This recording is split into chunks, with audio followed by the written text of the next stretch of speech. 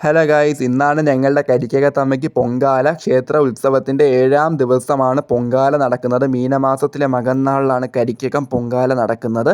രാവിലെ 10-15 കൂടി തന്നെ ക്ഷേത്രം തന്ത്രി ക്ഷേത്രത്തിലെ പണ്ടാരയടുപ്പിൽ അഗ്നി പകർന്നു. ഉദ്ദേശം ക്ഷേത്രത്തിൻ്റെ 7 കിലോമീറ്റർ ചുറ്റളവിൽ ലക്ഷക്കണക്കിന് സ്ത്രീജനങ്ങളാണ് കരിക്കകത്തമ്മയ്ക്ക് പൊങ്കാല ഇട്ടത്.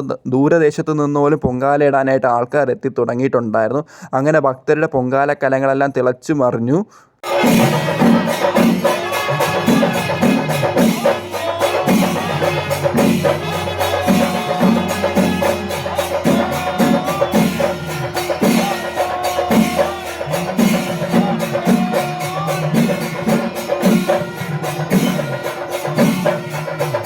അങ്ങനെ ഭക്തരുടെ പ്രാർത്ഥനകൾ പൊങ്കാലയായി തിളച്ചു മറിഞ്ഞു.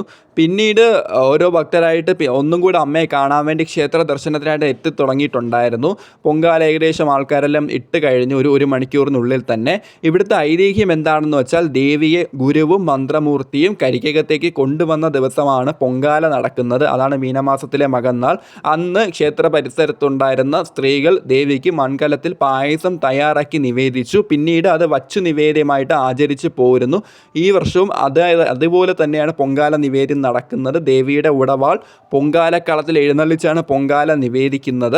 മാത്രമല്ല, അമ്മയുടെ പൊങ്കാലയ്ക്കായിട്ട് ദൂരദേശത്തു നിന്നോളം ഏകദേശം കോയമ്പത്തൂർ, കോഴിക്കോട്, കാസർഗോഡ് ആ ഭാഗത്തുനിന്നൊക്കെ പൊങ്കാല ഇടാനായിട്ട് ആൾക്കാർ എത്തിയിട്ടുണ്ടായിരുന്നു. കണ്ണൂർ ആ ഭാഗത്തുനിന്നൊക്കെ എത്തിയിട്ടുണ്ടായിരുന്നു.